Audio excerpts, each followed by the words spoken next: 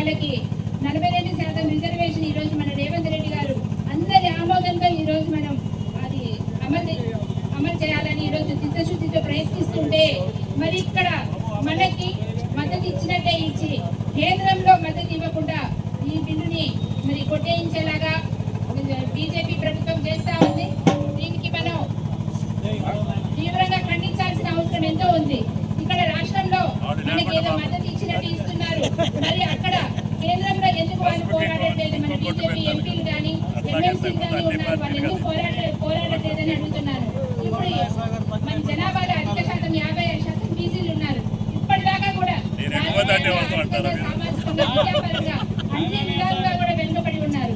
మన ప్రియతమ నాయకుడు రాహుల్ గాంధీ గారు ఇది అబ్జర్వ్ చేసి వాళ్ళు ఉన్నత స్థానాల్లోకి రావాలంటే ఖచ్చితంగా 40% రిజర్వేషన్ ఇస్తామని ఏ విధంగా అయితే ఆ రోజు ఎన్నికల మరి మనకి మాట ఇచ్చారు, అదే విధంగా ఈ రోజు మన ప్రియతమ ముఖ్యమంత్రి రేవంత్ రెడ్డి గారు సాహసంగా ముందడుగు వేయడం జరిగింది. అది మనం ఈ రోజు ఈ పోరాటం ఇంతటితో ఆగకూడదు. ఈ బంధుకి అందరూ కూడా మద్దతు ఇస్తా ఉన్నారు.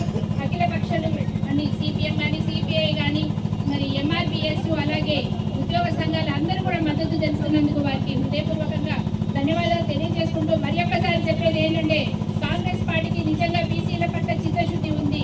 ఇచ్చిన మాట మేరకే మరి కట్టుబడి ఉంటాం కనుక మీరు కూడా మీ మద్దతు ప్రకటించాలని, ఈ బంధు విజయవంతం చేయాలి. 42% రిజర్వేషన్ వచ్చిందాకా కూడా ఈ పోరాటం ఆగవుతుందని అందరికీ మనవి చేసుకుంటున్నాను.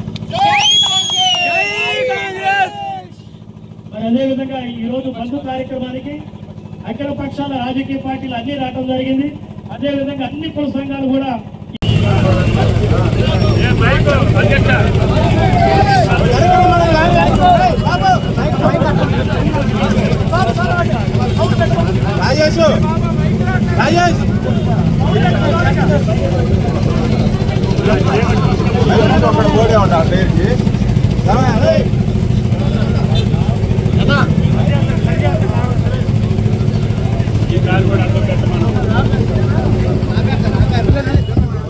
Hello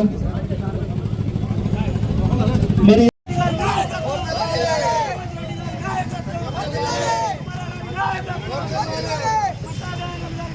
Vamos